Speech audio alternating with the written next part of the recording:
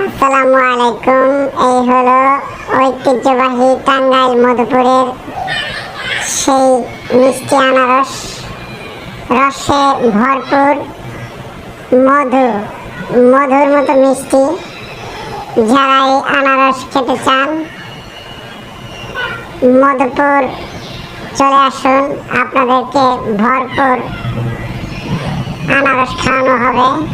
High high, এত স্বাদ করে মধু সেই স্বাদ। আরে আগে জানলে শুধু আনারসই খেতাম রে। সেই স্বাদ, মধুর মতো মিষ্টি, মধুপুরের আনারস।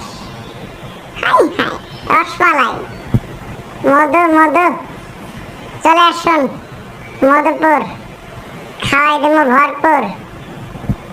সেই স্বাদ, মধু।